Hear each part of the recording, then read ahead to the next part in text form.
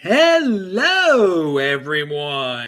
This is Adam Meister, the Bitcoin Meister, the Disrupt Meister. Welcome to the One Bitcoin. Look at that shirt. Look at that. One Bitcoin show. Today is January the 26th, 2019. I am back in Baltimore after like 30 hours of flying. Strong hand, long-term thinking, conviction. Oh, yeah. This is all about conviction right here. Offended by selling. Oh, where else did I lost my, there's so much I have to say here today that I'm just, one Bitcoin equals one Bitcoin. Okay, strong hand. So welcome to the show, everyone. Hello, my elite friends. It is late at night in Baltimore, and this time I am in Baltimore. But it is still November the 26th in a lot of the United States. So this is your November the 26th show. Check out the November the 25th show, link to below. Check out This Week in Bitcoin. You can see it all at disruptmeister.com. Zach Vole was great. But seriously, Thanksgiving, you're not going to get a lot of content from a lot of people. Check out those last two shows. It was a lot of fun. Last three shows. Check out this show. If you're not in America, you're probably wondering why things are slowing down. Well, it's Thanksgiving. At BWI Airport, it wasn't slow tonight. My God, so many people picking up people. It was wild. Everyone coming back. And yes, I had 4 different flights today. 4 flights. And guess what? My luggage that was checked in did not arrive with me, but they're going to send it to where I am tomorrow.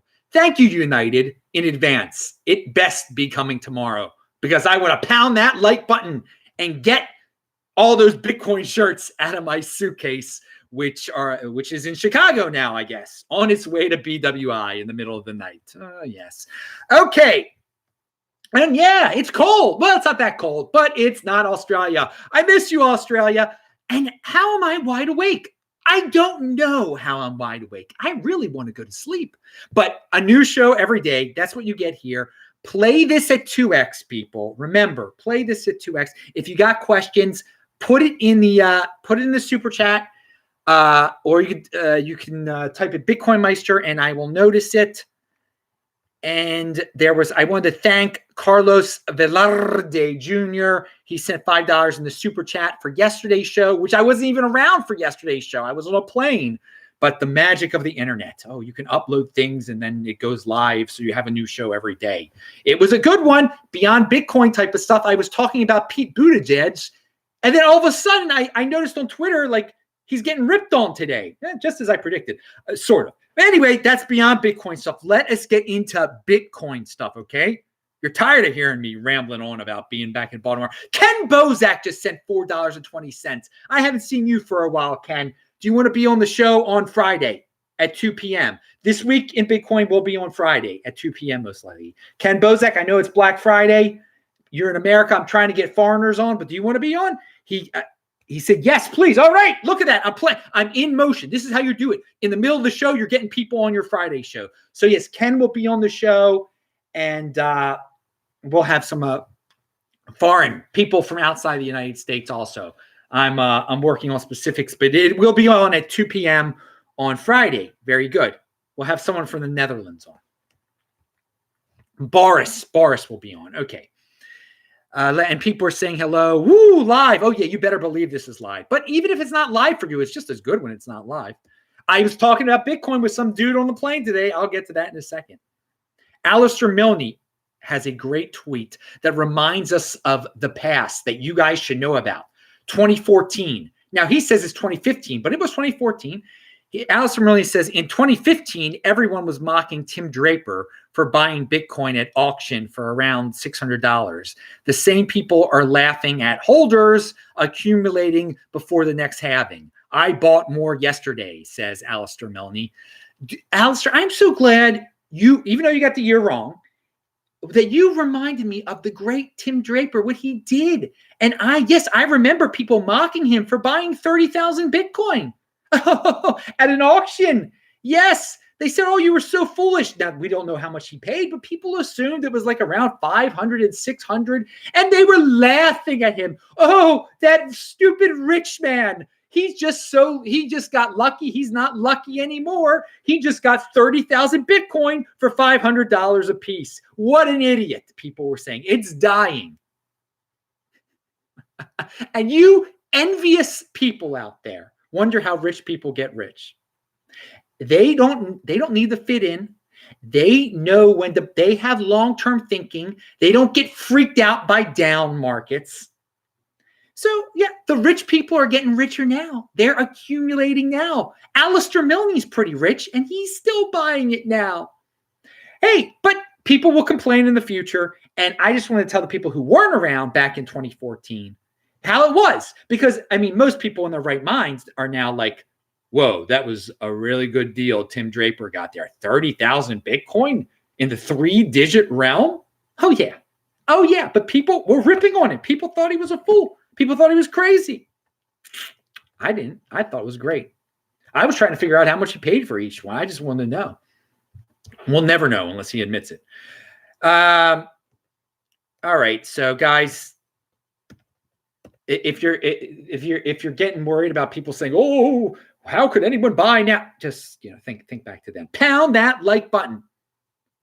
Mizir Mahmudov says, Bitcoin is the democratization of savings. Before, real savings vehicles were only available to the rich. Real estate and stocks, he says, are examples of that. Well, I wouldn't. Today, you can stack sats and store your wealth in the scarcest asset. The ability to save wealth in Bitcoin will bring millions of people out of debt. I have a correction there, dude. The ability to save wealth in Bitcoin should bring millions of people out of debt. I doubt many people that are in debt right now. Some people who are in debt right now will buy Bitcoin. But that getting into debt mentality, I don't think they'll be the ones that are buying Bitcoin. They'll be the ones that are laughing at the Tim Drapers of the world, saying how stupid, and then being envious of them in the future. But the important thing to remember about this whole statement is if a person is in debt now and they did start buying Bitcoin, okay, it could help them get out of debt. It really could. It really could.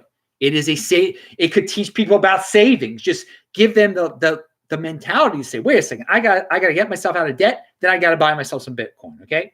And then they'll be forever out of debt because they know 1 Bitcoin equals 1 Bitcoin, and you're trying to value your wealth in Bitcoin. So, I mean, right now there's a lot of people in fiat debt, which is pretty bad. But once they get out of that fiat debt and are above the level and they got some extra fiat, they turn to Bitcoin. It's just the opposite world. And I have mentioned on this show that regular wealthy people did have access to, the Facebook IPO before regular people did.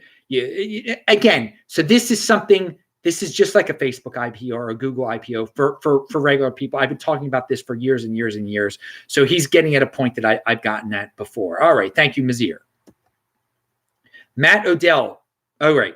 So he tweeted out a chart I really liked, a price chart. And I don't usually, I don't like fancy sets or graphics, but I do like charts you can learn from. So it wasn't really a fancy set. It was a graphic. How could it be a fancy set? Imagine being on a set that was just a chart. Maybe I should do that one day. Pound that like button. That would be psychedelic. All right. And yes, I did watch that Brad Pitt and Leonardo DiCaprio movie based in 1969. It was good. I'll talk about it at the end of the show. Some people didn't think it was good. I thought it was good. But okay, going back to this chart. I saw it on the plane because when you're on the plane for like 24 hours, I was sitting next to a woman with pink hair at one point. Or blue hair. I don't remember now. It was I fell asleep because I couldn't stay awake next to something like that. So Matt tweeted out a chart, and it's you got. I'm tired, so I can't really give a great description of what it exactly measured.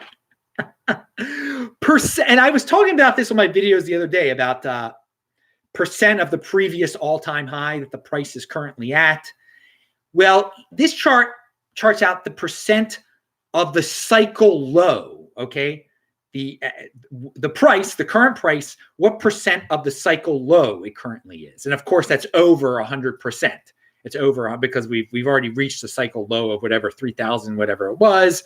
So it's way above that. It's over 200%, or I don't know what it is right now. But he compares that percent of the cycle low price across the previous cycles. And you can see that we're basically at the same point we were before the 2016 halving, okay?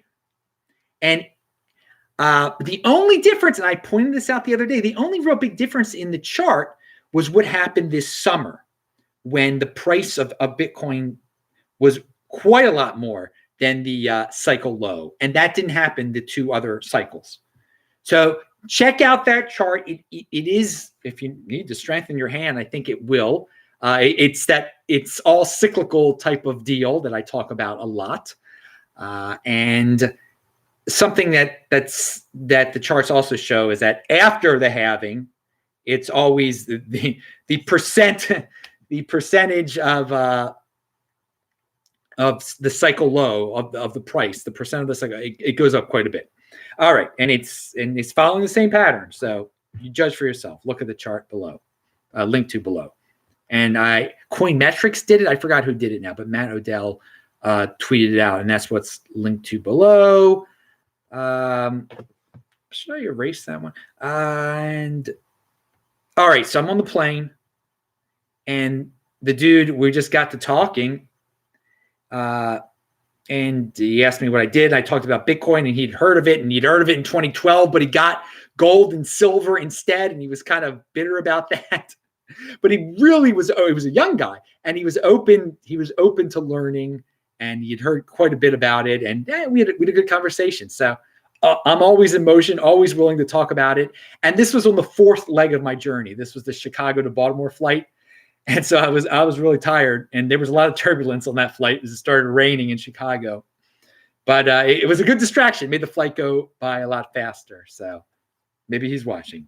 Get yourself some Bitcoin for your 3rd kid that's on the way, dude.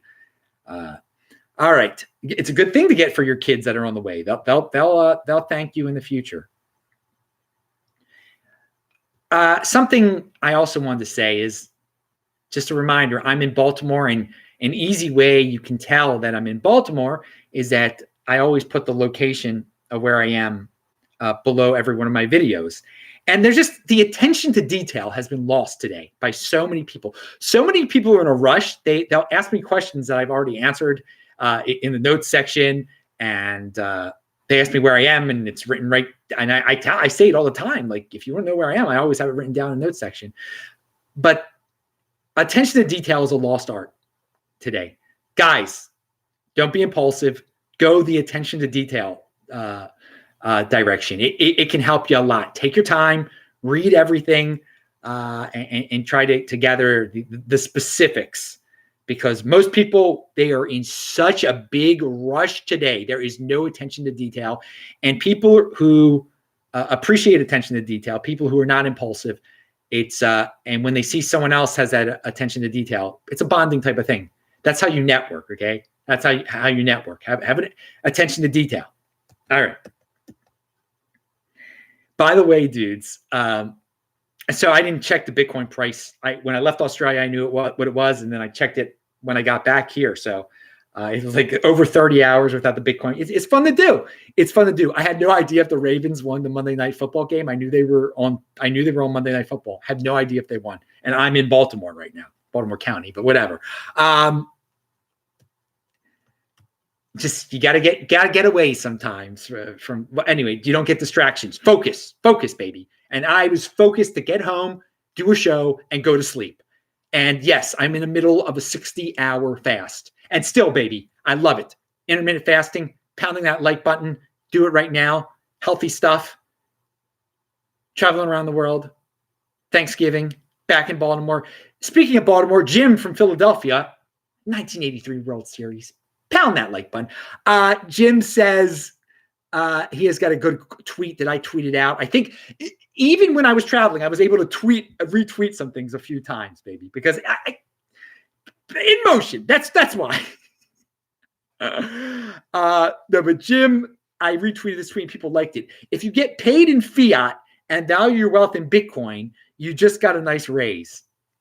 That is the way to look at it. Spending Bitcoin said SegWit adoption just reached a new all-time high at 65.15%. Oh, but I thought some guy had the secret of SegWit and was going to hack it. Oh, no, that guy's just a fraud. But people believe him. Pound that like button. So that's good news about SegWit. It's sad that some people are frauds, but yes, 65.15% SegWit adoption, according to this, which I actually wrote down, like, I think before I left Australia. God, how many do I? Yes. And 60-hour fast, it is so easy to do a 60-hour fast when you were on 4 different planes, okay? When like with over 20, how many hours was I on a darn plane today or in an airport? Unbelievable. And this day just doesn't end. It started out in Adelaide. My journey started on the 26th. And since I kept going in the wrong direction in terms of the time zones, it stayed the 26, 26, 26. It's still the 26 in Los Angeles and Hawaii and Denver and everything. It's been the 26 for 39 hours. It was a 26 for me. It's crazy. I love it, though. It's fun. It'll be nice to sleep. It will be nice to sleep. I slept some on the plane, but to sleep on a plane, it's you don't get a good sleep on a plane. Not satisfying. Not satisfying, but you shouldn't be hungry. I mean, who could be hungry on a plane? I mean, really, the stuff looks disgusting. So yeah, I started fasting on Sunday after I had a beautiful last meal in Adelaide. I still can't believe I was just in Adelaide yesterday. Well, according to the time zones, but it's weird, man. It's weird, but yeah, I had my food Sunday night. I won't have it again until I had my food Monday night. It is Monday night because now I don't know what day it is. Okay, dudes, I don't know what day it is. I had it was Monday night in Adelaide when I had my food, but in Baltimore time it was very early Monday morning. So yeah, so on Wednesday afternoon toward evening, it'll be 60 hours. Pound that like button, and I'll probably go jogging a teeny bit beforehand. I don't feel it at all, man. I'm just happy to be home. In home is where the heart. I don't really have a home anymore, but this is my people are here. Baltimore, you gotta love Baltimore. Oh man, I haven't even gotten to the Nigerian story yet. People are probably wondering. I hope you're playing this at 2x, people. Zach Allen said, "Have you got a YouTube community guideline strike for Bitcoin videos, or are people tripping?" No, I have never gotten a strike. I can believe that some Bitcoin people have gotten strikes if they curse and they talk about things that it's hard to get a strike. It's, if you said something that offended someone, you can go in a lot of nonsense directions. I don't go in nonsense directions. And I don't curse. And I haven't heard about Bitcoin YouTubers getting strikes, but I hear about plenty of people talking about political issues getting strikes. Okay. But that's the way of YouTube. You got to deal with it. Have a great Thanksgiving with your family. Enjoy. Thank you, Bitcoin to the moon. Thank you. But I've never offended their community guidelines.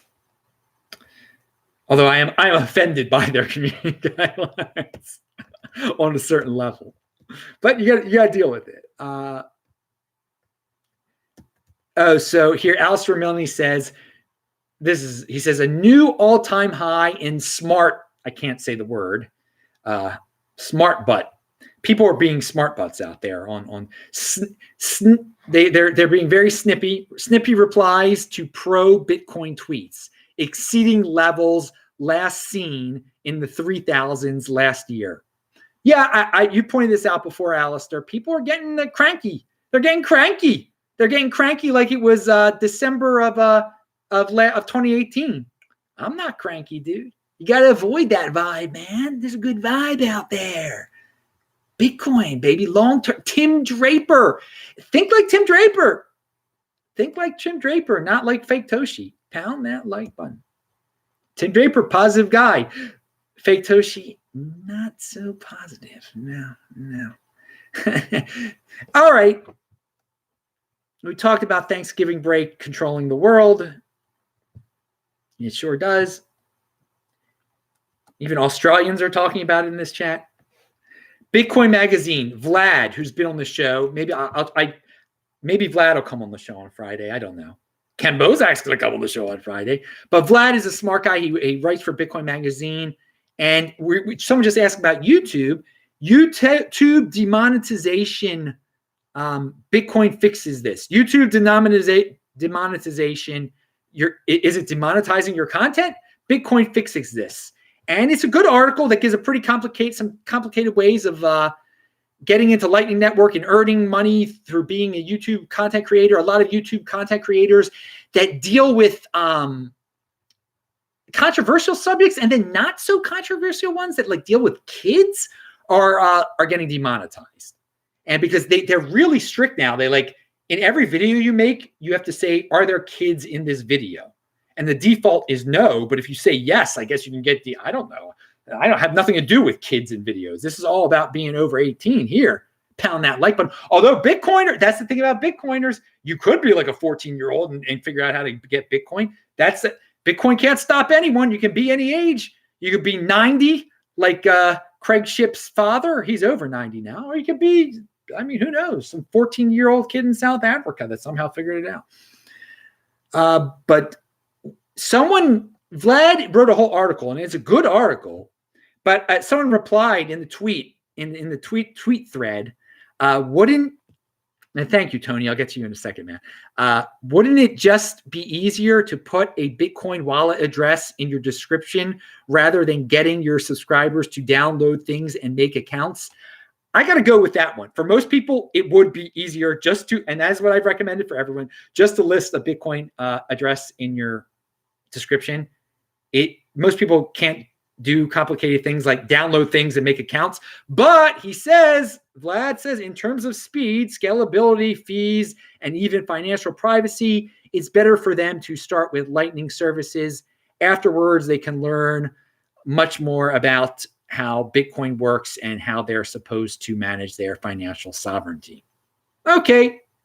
That's your take on it, man. So Tony Traveler just sent $20 in the super chat. Thank you, man. He says strong hands. Well, I appreciate the support, Tony Traveler.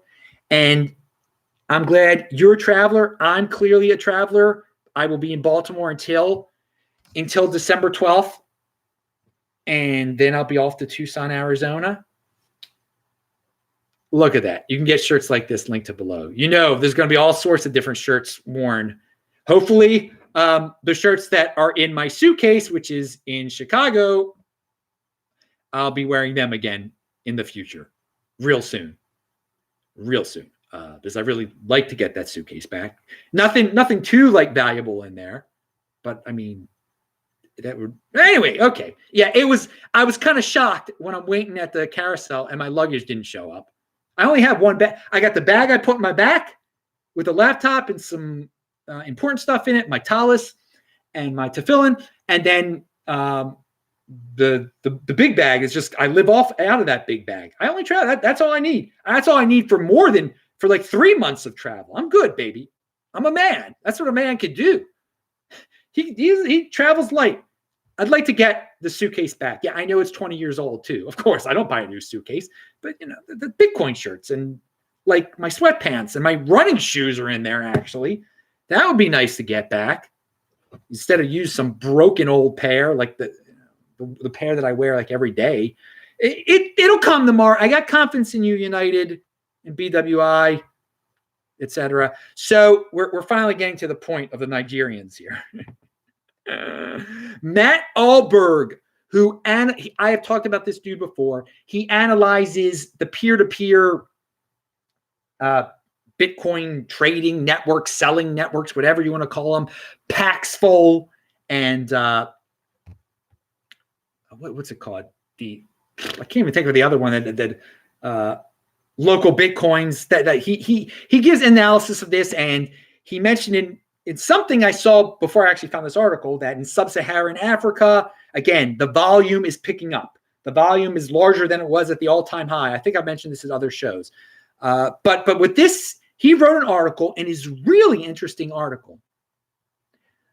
Paxful is the most important Bitcoin company you aren't paying attention to. So what is happening? He said, Nigeria remittances growing. Okay.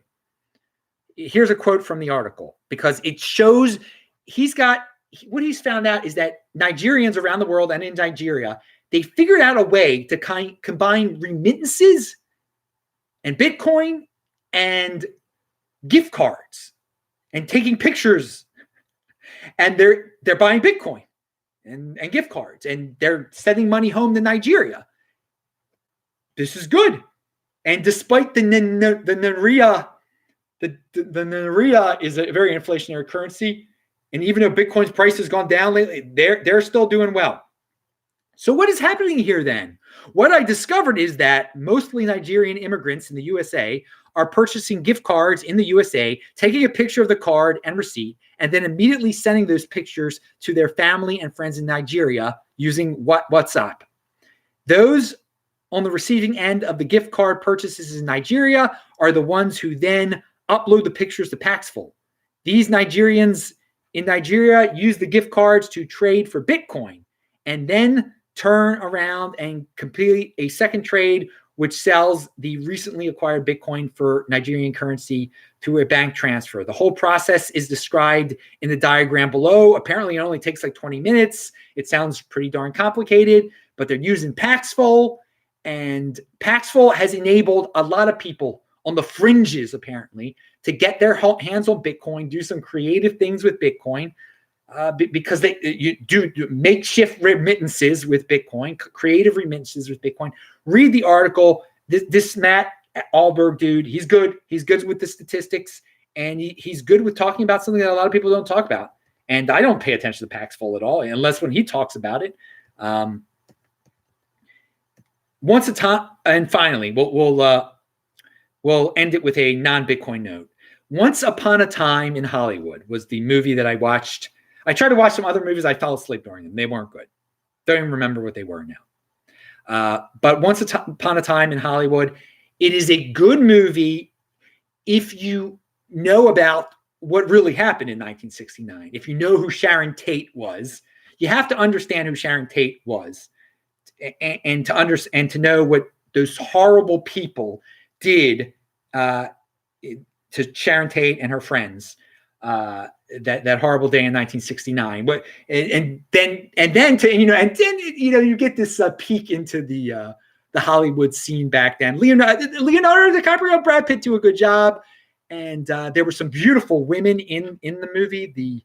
Some of the Manson girls. One of the Manson girls was portraying her. The woman portraying her. The girl portraying her was beautiful. The real life people weren't too beautiful, but Sharon Tate was an incredibly beautiful person, and the actress portraying her was a very beautiful woman. But if you're familiar with LA, also you can pick up some sites here and there that you know about. But it is a fairy tale. Remember, this is Once Upon a Time in Hollywood. It's not a true story. It's based on some true things, and it gives glimpses into what was going on in 1969 in Hollywood. But there is part of it is sadly, it's sad that part of it is a fairy tale. What happens in the end didn't really happen in real life. But it is a good movie. But I think a lot of people don't appreciate it because they don't know the whole history. I mean, Stefan Molyneux gave it a horrible review, and I disagree. I really disagree with it. I think it was I thought it was entertaining, and I enjoy seeing how life was back then, and I do. There's a certain aura of Los Angeles, when I'm walking around there, and I'm curious about what was it like back in the day here and stuff. And anyway, that's it. There's my movie recommendation for free, of course. If you're on the watch it for free, get it free on the internet somehow, or watch it when you're on the plane.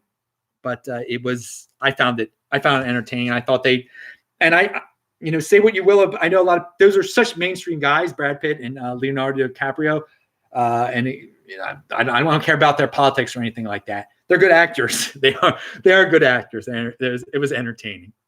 And I don't like the blood and gore of Quentin Tarantino's movies. I usually don't watch them at all. There wasn't that much blood. It was at the end. There was some blood and gore, but not as Not as, and there was a psychedelic reference in there too. There's an LSD cigarette. So I was talking about psychedelic stuff, but don't do that stuff, people. Stay healthy.